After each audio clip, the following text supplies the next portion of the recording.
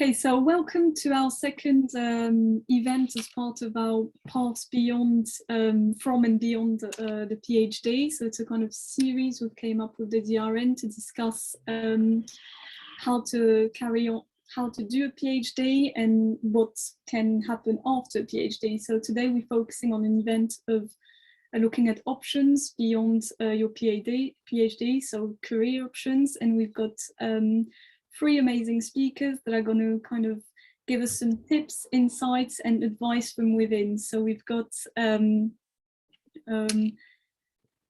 that has done a PhD and then carried on with a career inside of academia, someone that's done a PhD and has done a career outside of academia, and finally we've got a career advisor.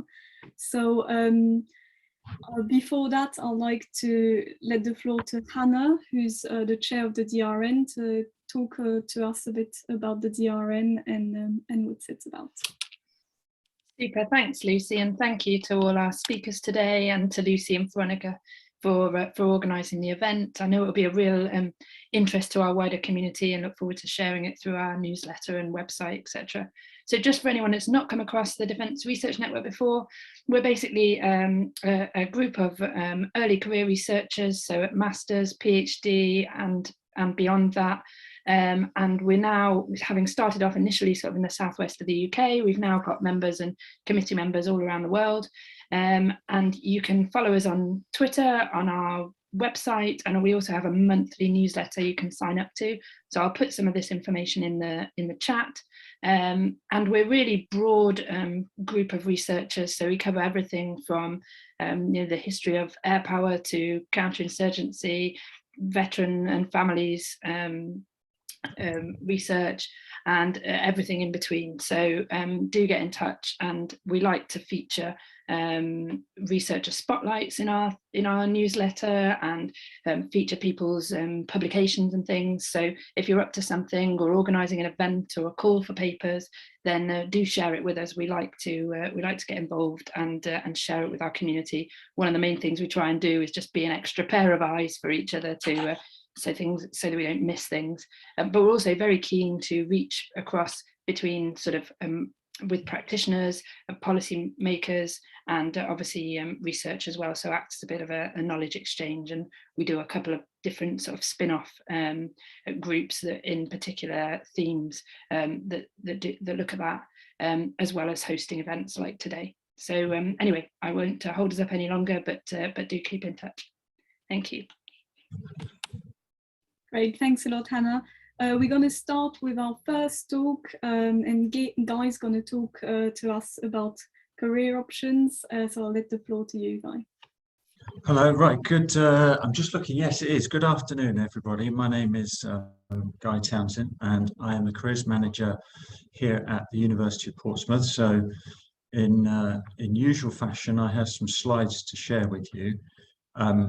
But as you can imagine, working from a Portsmouth perspective, a lot of these will be related to the University of Portsmouth, but just thinking it through, I know we've got students from all over the world, but also of other universities. Certainly in the UK, a lot of the things that I'm going to talk to you about now that relate to Portsmouth, you will be able to gain access to from your own university-linked careers services. But I think you'll get the general idea.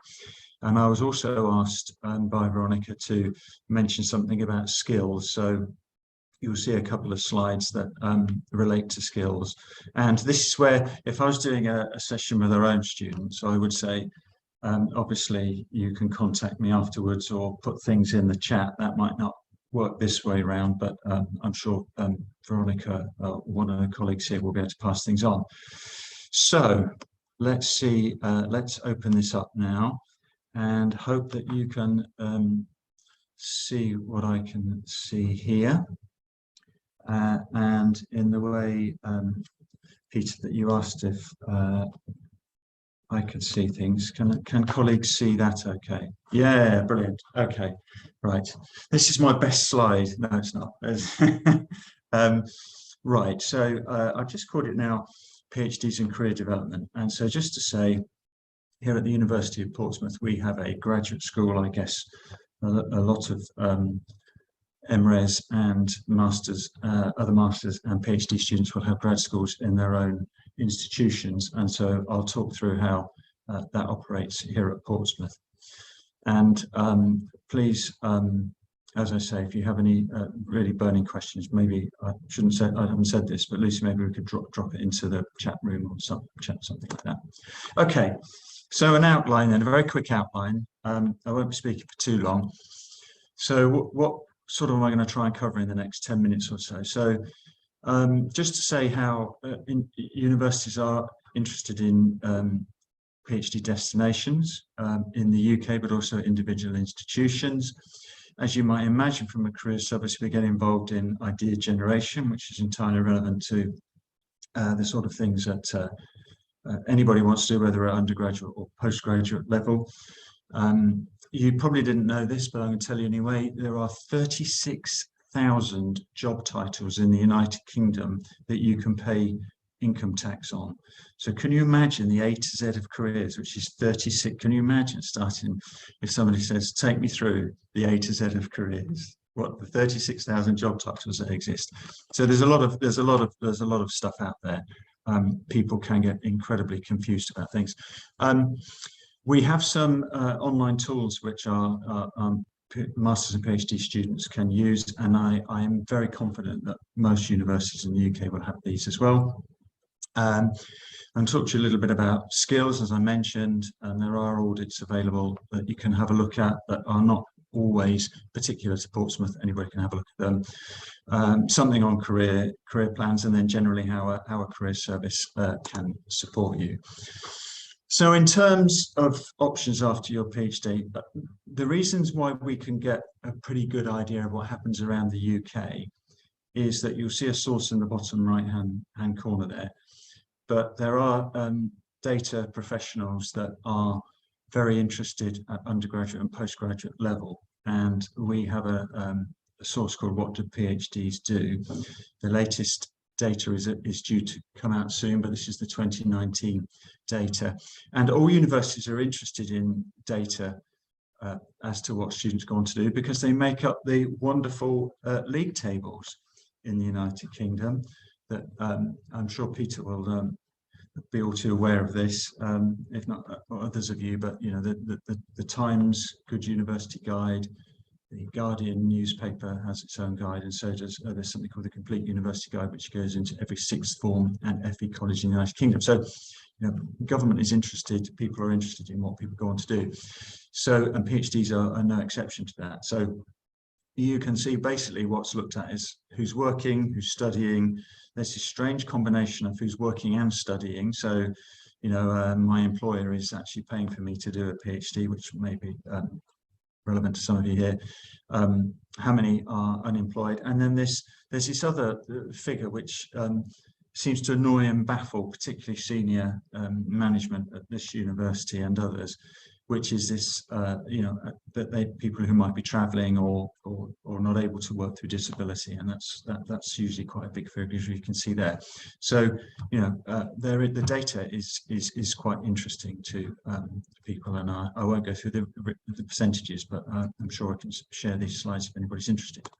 Now, what's slightly more interesting is that when you get down to university level, we can then, as opposed to having to rely on some more central sources, we can start looking ourselves. So this is just to say we can look at data on a yearly basis, and we're very interested in those PGRs who are studying both full-time and part-time modes, as says there, in terms of what are they actually doing?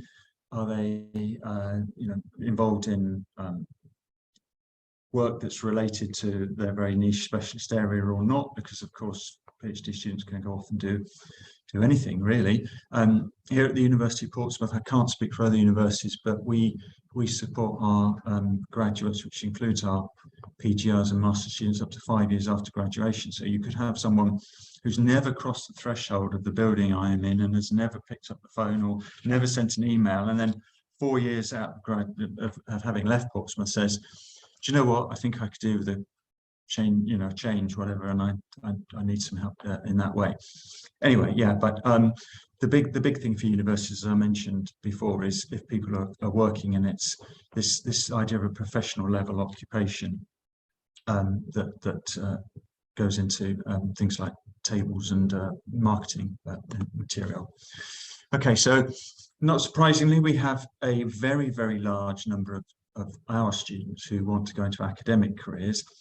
And I don't think I'm breaking any confidences when I say that universities are probably very keen for their career services to talk about students going to do something other than working in as lecturers, because or as postdocs, because there just isn't necessarily all the information to go around. But these are the typical sort of things we get involved in. Lots of people who actually want to work in the higher education environment generally, even if they can't teach or carry out research. I mentioned to you before about idea generation.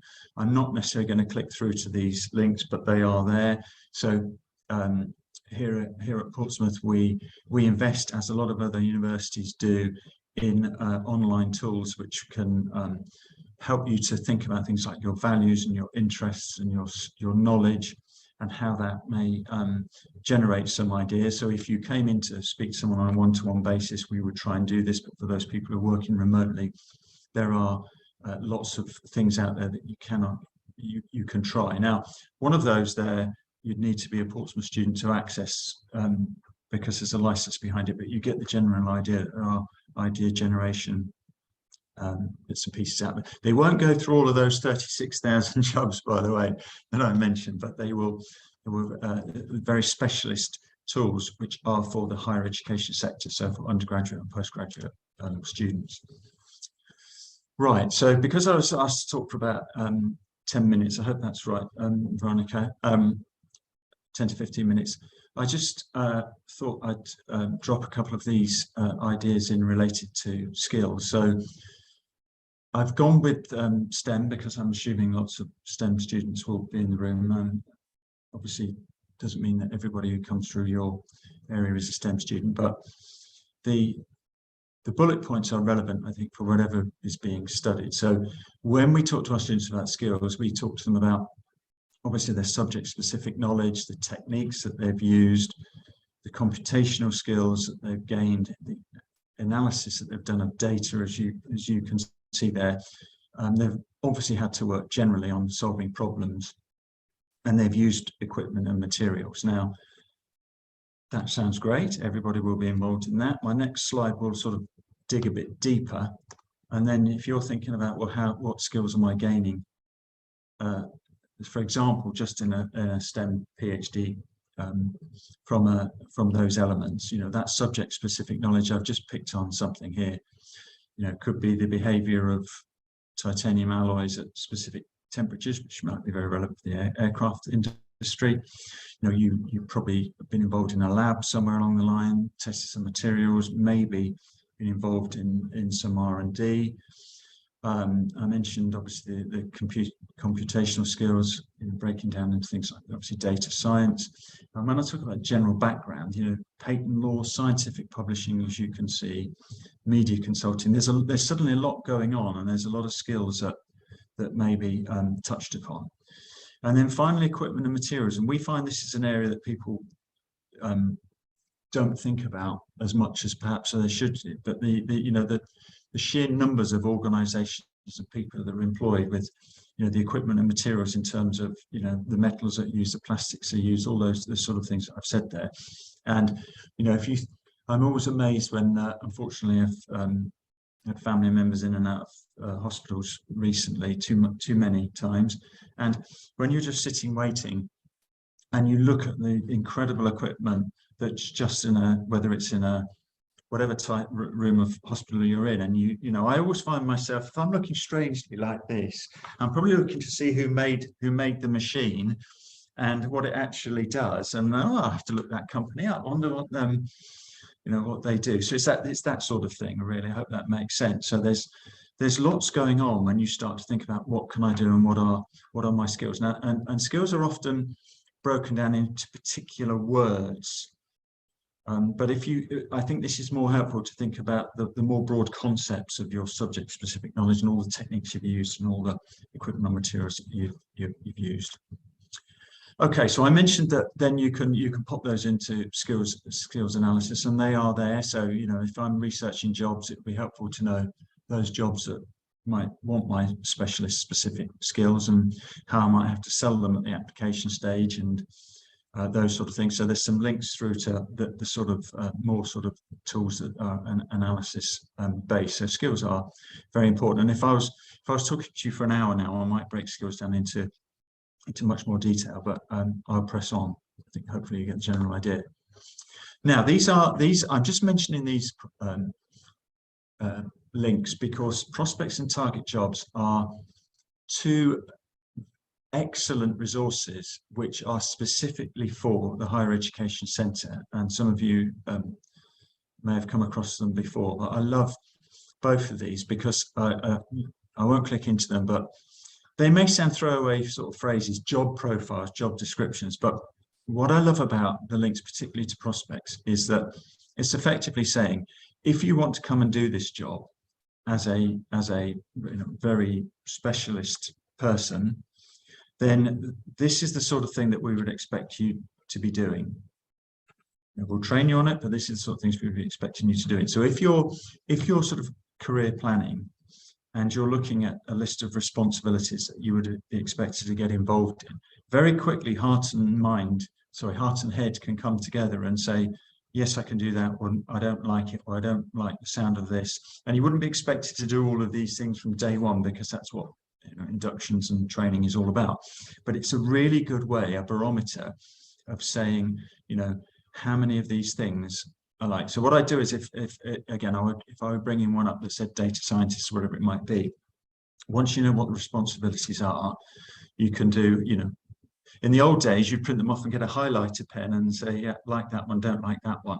But you get a very, very easy pros and cons about what's good and what's not. And if there are alarm bells coming from the sort of responsibilities that you'd be expected to be doing in the first couple of years of taking on a role as a graduate, then maybe that's not the sort of opportunity for you. So they're very, very, very good, and they're very detailed. So prospects and target jobs, I'm just dropping that one out there. And you wouldn't need a code or a login in order to access those particular resources, and they're brilliant. They're just for higher education. Okay, so just a little bit more really when we talk generally to our PhDs and postdocs. Do you want to work in a role where research is a core activity? Do you want to use your subject knowledge in a non-research role? Are you looking particularly, as I mentioned at Portsmouth, we're trying to steer people to think more generally, not just higher education. And I mentioned to you about skills from a STEM PhD perspective, but obviously there are lots of other skills. And the fourth bullet point there says transferable research skills. All these, what we might call soft skills that you throw out there as well, like, using your initiative, being able to project manage, being able to lead a team, to be able to problem solve, let alone, more complex problem solving and project management type of skills that could be used in anything from finance to insurance to healthcare to the environment to climate consulting, whatever it might be.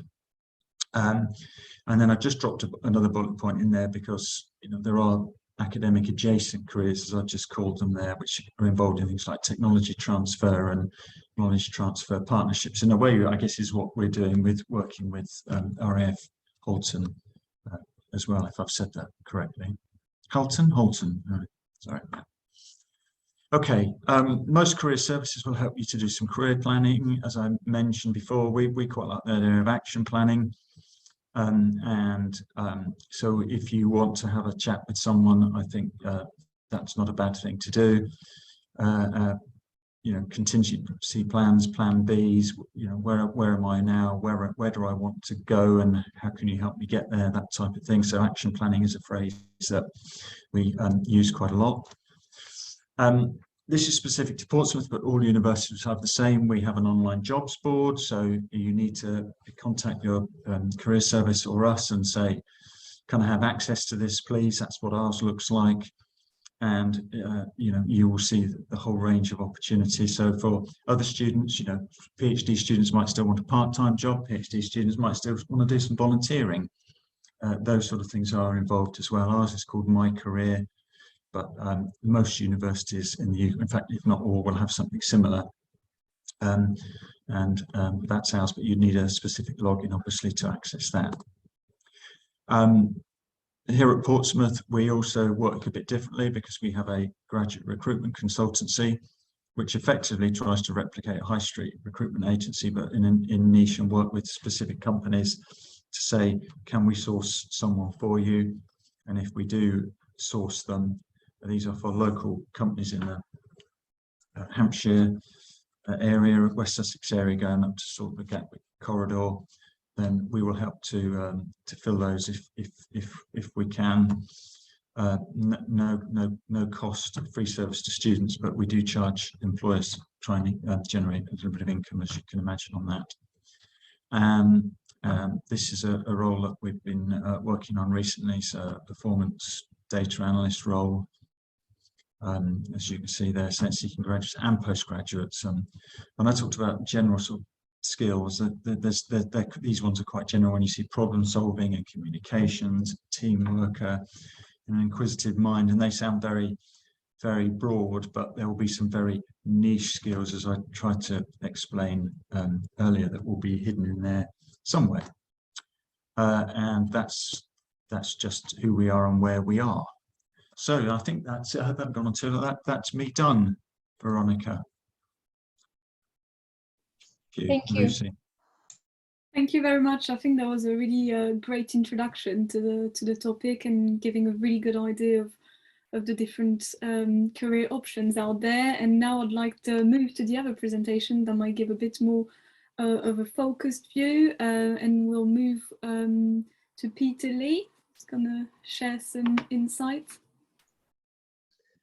Hi, I'm Professor Peter Lee. I will start with a slight apology. I've just had, in the last few minutes, a family bereavement, so I won't stay for Q&A. But I would like to give a more kind of emotional and intuitive contribution. I'm so glad I'm working and following a professional who's given you the clear PowerPoint and all the guidance. I will bring a certain amount of exuberance that I've never grown out of, even at my age, and hopefully my passion for both what I do professionally and for PhD students and teaching will come across.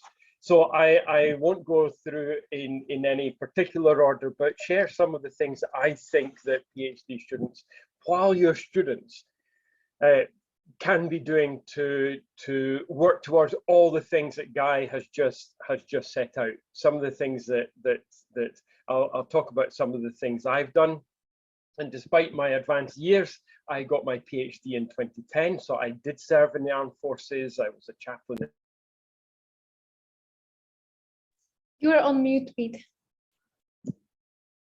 I'm so sorry. Have I been on mute all that time? No, just for the last 10 seconds. Okay. I have had a little bit of a technical issue, so you missed the best bit, but I'll try and repeat it. So I actually got my doctorate in 2010. So I was in the RAF before that, and I started my doctorate part-time while I was serving in the Air Force as a chaplain. So some of the things I'll throw at you are things I've done. I've got a PhD student who's just been examined this last fortnight, and I'll mention some of the things that he's been involved in. So, for example, some of the things that I've done with my own students, and this is what you can ask your supervisors about. Doesn't matter where you are. Hopefully a good supervisory team will be doing this anyway, but I try to involve my students from the beginning in anything I'm doing professionally. So I happen to be an advisor, a so-called expert advisor of the all-party parliamentary group on drones and modern conflict. And drones and ethics of drone remote warfare is a big focus of mine. And so I've had the last couple of years, I've had two PhD students come along and join me at meetings of the all-party parliamentary group. I've got a new student just started. She's last year, she's just finishing her master's in research. So really in September, we'll start her PhD in first year. And in November, I've already got an invitation for her to join me at an event at Parliament with the APPG it's on autonomous weapons, and she's researching human dignity and autonomous weapons. And there's no such thing as too soon to come along, see what's happening in a professional environment. There, I will introduce her shamelessly to members of Parliament, to members of the APPG, to people from industry, from numerous what do you call them? Sorry, my mind is not quite on it today. Just numerous other professional organisations who work across the field of defence, human rights, technological stuff to do with drones, and all of NGOs, non-governmental organisations. Introduce her to all of those. I've got a student who's applying, not even started yet. To look at the creation of international law around drone autonomous weapons and drones, and I've already contacted the former chair and got agreement from the former chair of the United Nations discussions at the GGE, the Group of Governmental Experts on Lethal Autonomous Weapons. The former UN chair of that body has agreed to be interviewed by my student. It's not even started yet. So these are things that I think supervisors can and should be doing for students from the outset. As you go along, by second year going into third year, you're now becoming an expert in your own right. Only your supervisor and a few others will really know as much about your very specific topic as you do at that point. So for my own university, but this can be done anywhere.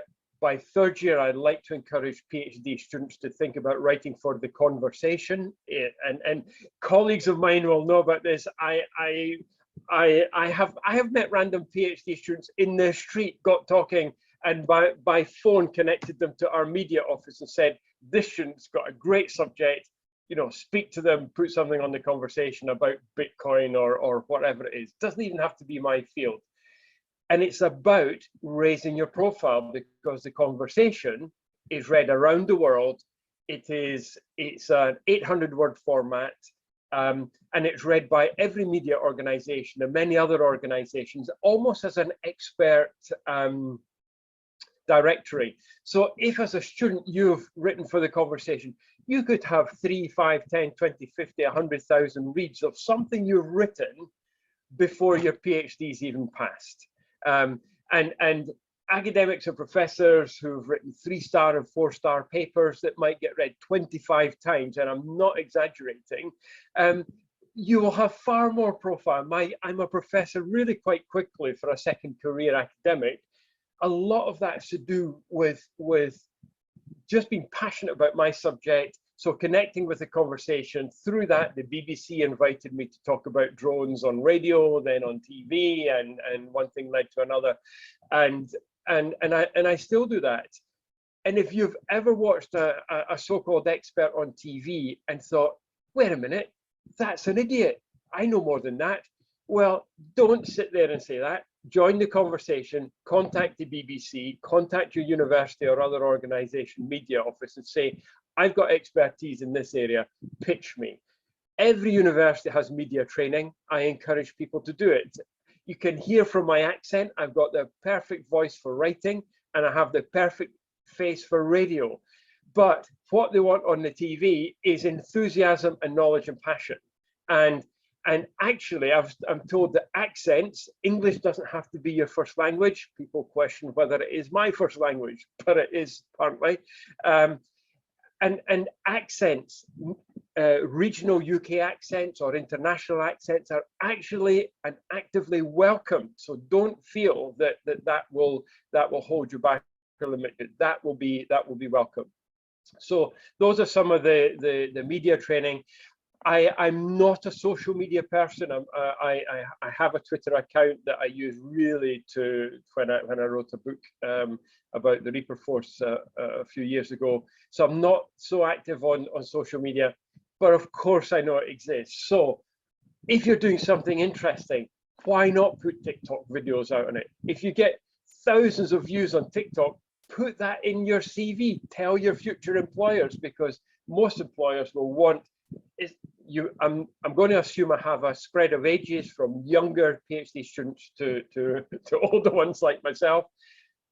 Employers will want to know that you can engage with audiences that they're perhaps not engaging with. The military, if you wanted to work with or for the military, they want to connect with younger people who might think about joining them, and so on. Another thing I've done with my research student is teaching and marking. In third year, I introduced him to one of the course leaders and said, you know, I've got this student, he's doing this fantastic work in this part of, and it's about media representation and drone use. So I introduced him to a course leader, and he ended up teaching several seminars and marking. And Veronica works for a team that I used to lead, and my passion, this is, I feel almost sad saying this, but my passion was marking. Like, it is the bedrock of education. Unless you can mark and do it reasonably, you're a waste of time. And frankly, if you're not committed to it, you're a waste of space. Don't go into academia. Don't bug me. I don't want you to work for me, right? Because I'll just spend all my time correcting everything you've done wrong or not done in the first place. I hope I've not been too subtle about that. If you're going into academia, learn about marking. So I give an induction. Several people Veronica works with, if you ask them, they may remember that I did an induction. I would literally take an exam paper, go through line by line with the marking grid and say, right, if you're looking at a pass 50 to 60, merit 60 to 70, distinction 70 and above, this is the language you're looking for. These are the things you're looking for. And go line by line through an exam, line by line through an essay. And so my student Andrew did the same with him, and he did so well on his marking with the first 30 papers that I think he got about 160 more, because I like to think I taught him how to do it reasonably well, and he did it thoroughly and comprehensively. So again, if you're applying for an academic job and you can say, I've marked on this module, that module, and the other module, all of this number of papers, that to me, as someone who wants to recruit an early career academic, that says to me, you're prepared, you've made the effort, you're interested, and you have one of the foundational skills that are needed. You don't have to enjoy it. Not so many people do. I've always managed to at least find some satisfaction somewhere in marking. So that's just basic academic basic academic skills. Work through your supervisors or speak to people in your faculty and just network. I'll go for another minute or two if you don't mind, and just conferences. When you're a PhD student, get yourself to any and every conference that you can. Take a stack of business cards, print your own, doesn't matter, and just speak to everybody, no matter how junior or how senior. In my field, my first conference was in the United States. I got to meet three legends of my field, of ethics and war. Michael Walzer in his 80s, Gene Elshtain, who sadly has died, but would have been around the same age, and James Turner Johnson around the same age. And although I was in my 40s at this point, I was kind of starstruck to meet these legends of my field. But people are people. I said, hi, this is who I am. I've read all your books, and even if you don't like them, you know, make it up. I happen to think these were some brilliant people. And then afterwards, when you meet someone at a conference and they give you a card, on the day after the conference or you get home, email them and just say, it was great to meet you and speak with you. I hope we get a chance to do so in the future or work together. Kind regards, that's it. Your email address is now in their system, and they're thinking, this is someone who can take initiative. So I went to a conference, a sandpit, 8 weeks ago, invitation only, high level of competition to get involved. But one of the Engineering and Physical Sciences Research Council, I was there as an ethicist, and it was about autonomous robotic systems for defense applications. The most junior person in the room, I walked into breakfast on the first morning, it was residential, he waved at me, never met him before, and he said, Professor Lee, would you like to join me for breakfast? Sure. Sat down, and he said, I read the bios of every person who's at this workshop, 30 of us. He said, and I have looked up all the work that you've done. He said, the stuff that I do on robotics, on ethics and AI robotics, he said, I've not read all your papers, but I know you've done A, B, C, and D, and I'd really like to work with you because this week, whatever we're doing, I know we're going to need an ethicist. So apart from the fact that my not small ego was already getting inflated even further, I was thinking, this guy is prepared. He headhunted 3 people, roboticist, AI expert, and he does human AI teaming. Guess who ended up in one team together? All 4 of us put together by the most junior early career academic in the room, because he had done his homework. In his mind, he had a vision for a team. We worked together that week during the sandpit. We made a verbal proposal. We're at the 2nd stage, and we are now about to submit a bid not much under £1 million by invitation at the end of next week, all put together by the most junior academic who was planned, organized, and was passionate enough to not be intimidated by age or experience. And he is not leading the project, neither am I actually, but he very much put it together. So in academia, or in most places, ideas rule, right? Ideas and passion. Yes, position, sometimes rank has a place, but especially older, more mature individuals, well, I'm old, but not that mature, like me, actually, some of us recognize that you lose energy as you get older. Actually, not so much me yet either. I could drive a toddler mad, but a balance of age experience is really welcome, and new ideas are always desperately sought after.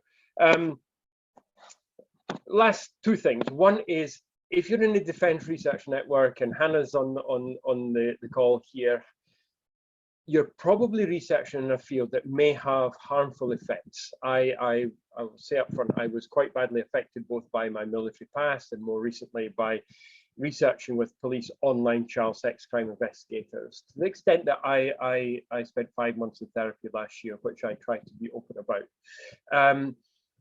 Whatever you're working in and researching in, remember to look after yourself. And every organization has occupational health, and universities have student support and everything else. If you feel you're struggling, do not wait.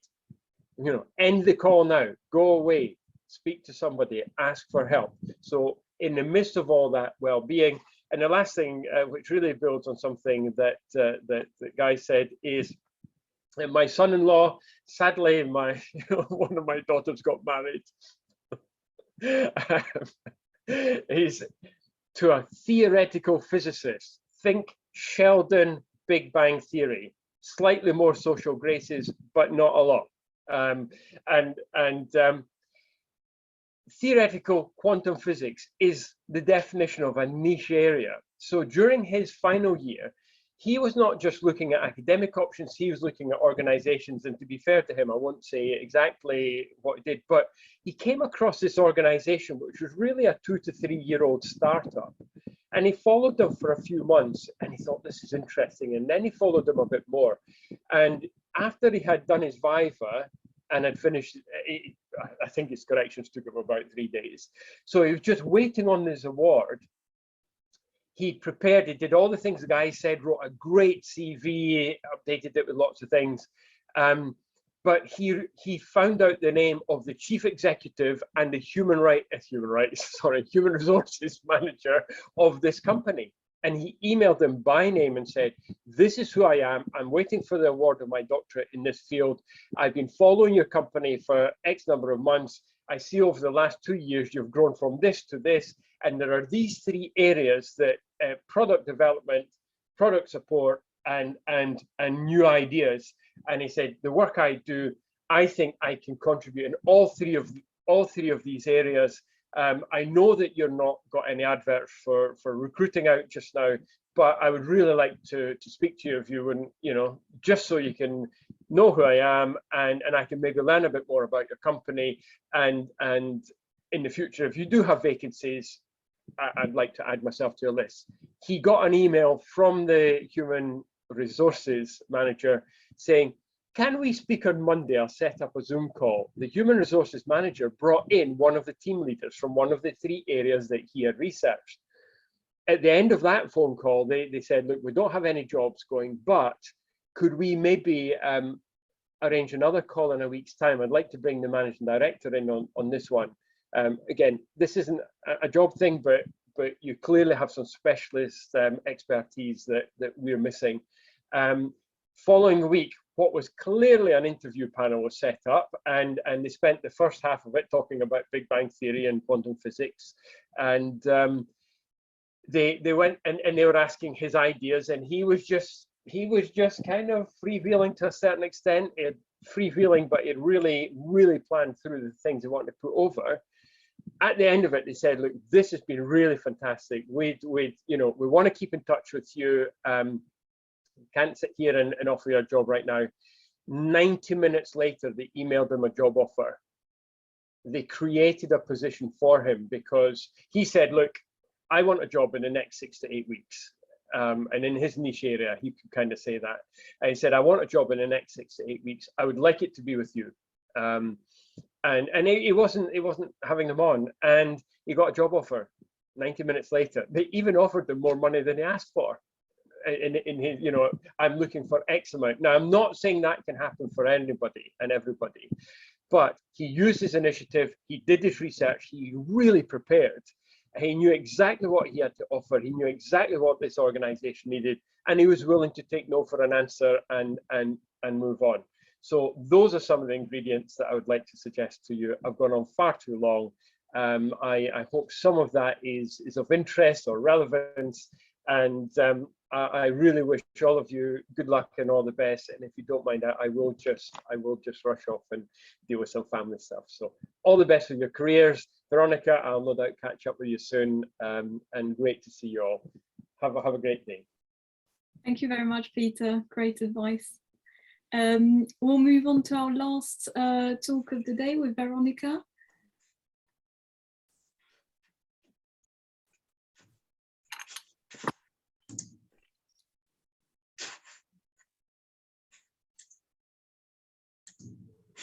Hello, can everyone hear me? Excellent. Okay, so thank you, Guy, and thank you, Pete, for your presentations. They were absolutely wonderful. I will build up on what you've said, and I'm afraid that I will be a slightly negative force to what Pete was just talking about, because that's what I do. Just a couple of things. So what I want to do today is just to briefly introduce myself, then tell you about the academic route, the teaching route in academia, if that's something you want to go for. Then perhaps what you need to focus on whilst you're applying for academic jobs, and perhaps what kind of skills and experience you should build whilst you're doing your PhD, so that you are ready for these job applications later on.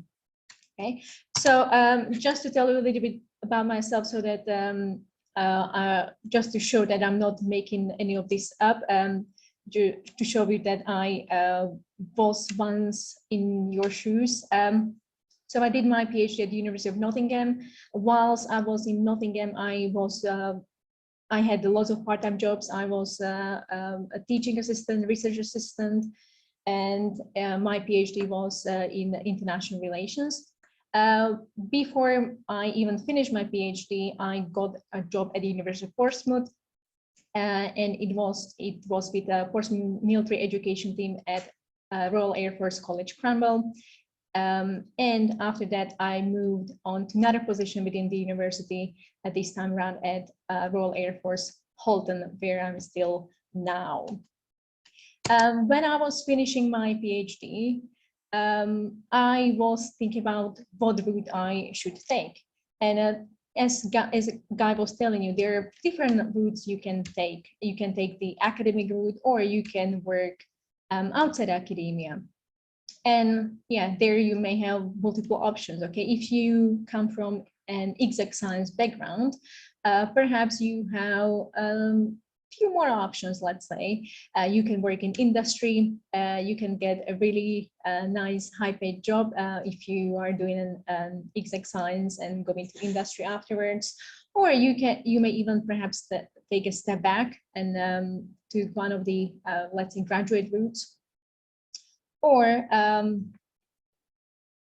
yeah, you can perhaps use one of the transferable skills you develop during your PhD, or you may still do something related to your research area and stay with outside academia. Or as I said at the very start, you can take that academic route, which is the route that I had taken myself. And there you have several options as well. Do you want to work in teaching? Do you want to take the teaching route, or do you want to take the research route, or a mixture of both? Okay. But before you get there, perhaps there are a couple of things you should consider. Do you actually really want to work in academia? Because I would perhaps say that academia, as nice as it is, you are able to pursue your own research interests. It's always evolving. It's always exciting. You get to spend time with similarly minded people.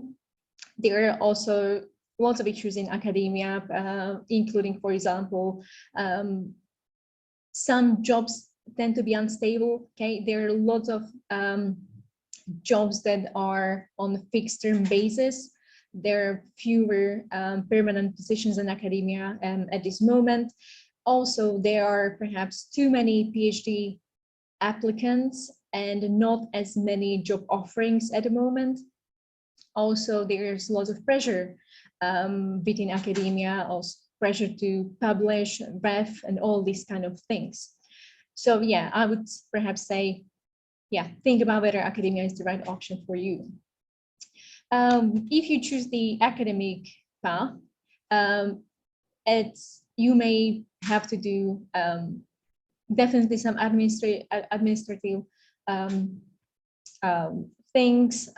You will also need to do some teaching or research and teaching. If you go for the teaching route, which is the one that I did, think about, well, the fact whether you actually like teaching. If you don't like teaching, then perhaps don't go for the teaching route. Taking the teaching route can be quite, perhaps it can be easier if you are looking for jobs throughout the academic year. The assistant professorships or lectureships, they tend to start in August or September. Whereas the teaching fellowships, for example, they tend to be available throughout the year. For example, I got my job in April. Okay, so this is perhaps a big benefit of the teaching route, that job vacancies just pop up anytime, more or less. And yeah, I would just perhaps give you a slight warning about the academic market, that it's quite saturated, and it may be quite difficult to get a lectureship position right away, especially if you don't have many publications. Which leads me to some cons and pros of the teaching route in academia. So one of the pros definitely is the fact that you don't necessarily have to have any publications if you want to be a teaching fellow. Publication will be a plus, but you don't necessarily have to have many. Okay, but if you want to be a lecturer, then it is expected that you will have several publications. And also if you're applying for a lectureship, the chances are that you will be fighting for that job position with lots of other people who have been in academia for many years. Then perhaps another benefit of being a teaching fellow is that you don't have to really worry about ref.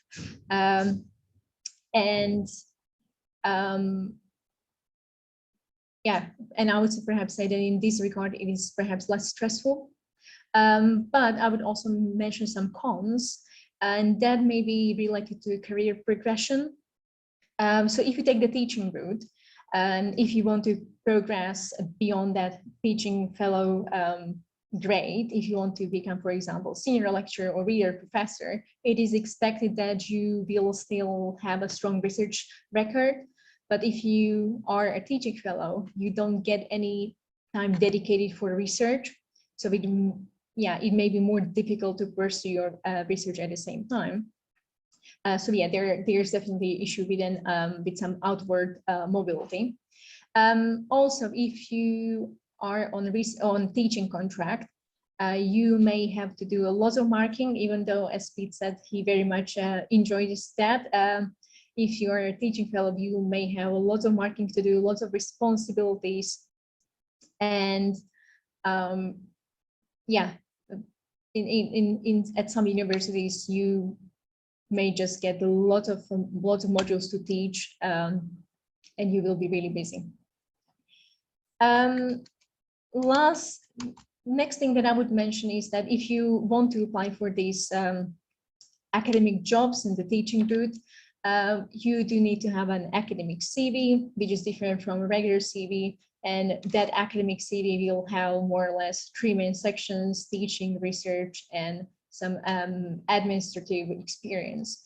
But if you're going for the teaching position, you should really focus on the teaching part on your CV. That is the main thing that the prospective employer will care about. So I would say do that.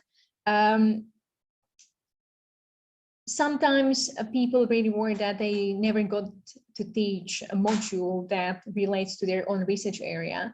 And I think that's completely wrong when you're applying for a teaching position. It doesn't care what you did teach, as long as you get some teaching experience. When I was a PhD student in Nottingham, even though I was doing PhD in international relations, I got to teach some modules with political theory. And I think it was a wonderful experience, because that showed that I have the ability to teach and also beyond my own research interests, showing basically my flexibility. So do get a teaching experience whilst you're doing your PhD, no matter what it is. And even if you don't get an opportunity, because I know that some PhD students don't get to teach, showing the ability to teach is even more important. So for example, if you go to conferences and you can show your communication presentation skills, all of that counts. And also in some cases, you do need to have some subject knowledge, but even if you can, again, just show that you have willingness to learn more about other topics, that is very much helpful. And obviously also need to show your enthusiasm for teaching. If you do say at your job interview that you hate teaching, then well, it may not be the best idea. So that leads me to my final point, that there are lots of skills that you should develop whilst you're doing your PhD, and experience you should get before you get to that job application stage. So as I said earlier, get that experience teaching whilst you're doing your PhD, which usually is some small group teaching, some seminar teaching. You may not be able to deliver any lectures whilst you're doing your PhD, but seminar teaching is something that is easily available. I would also say get familiarized with the issues that the higher education sector is facing, because this is something that is often asked at job interviews. So be really aware of what's happening in the sector. For example, student retention, recruitment issues, and all these kind of things, because you will need to demonstrate your knowledge. Also, as Pete said, networking is really important, because when you're applying for a job, having someone on the other side is always really helpful. So yeah, whenever you go to conferences or anywhere, we try to make those contacts. And yeah, also if you can, do get some publications out. But perhaps what is even more important for the teaching route is having some administrative experience, because surprisingly, academics don't only do just teaching or research or both. They do lots of administrative tasks. So if you, for example, can organize conferences, or if you can sit on some committees within your university, do get that experience, because that's basically what academic life is about. And also all the other skills, transferable skills that a guy already referred to, you can use them whilst you're applying for jobs, and whether it's in academia or outside academia. So do try to develop them as you're doing your PhD. And as I'm very aware that we're running out of time, or we have run out of time, so I will just quickly summarize my main points. That is, think about whether academia is the right option for you. If you, check out the job market, check out the academic job market, whether it is viable to get a job in the current situation. What are your options? What would be the better option for you, teaching or research or both, or something outside academia? Once you know what you want to do, start preparing early, start developing those skills and experience whilst you still have time. If you have any gaps in your experience and skills, to work on that. And even though I may have come across slightly negative, perhaps, don't lose hope. You will find a job with a PhD. You may not find your ideal job right away, but you will find it eventually. And that's it. Thank you very much, Veronica, for a very complete presentation. It's good to see the challenges also with that kind of career path, and to see the different routes. Like you said, we're running out of time. If anyone has a question or before we finish the session, otherwise we'll probably leave it there, but I'll just give you a chance to ask a question.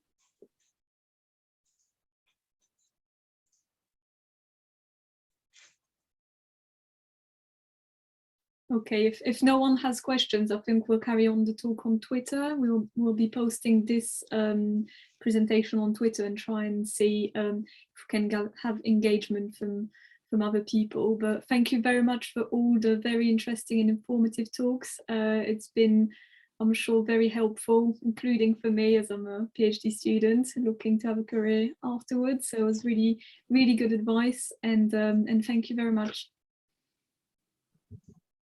Thank you. Thank you all. Thank you. Thank Bye, you. everybody. Bye-bye. Bye-bye.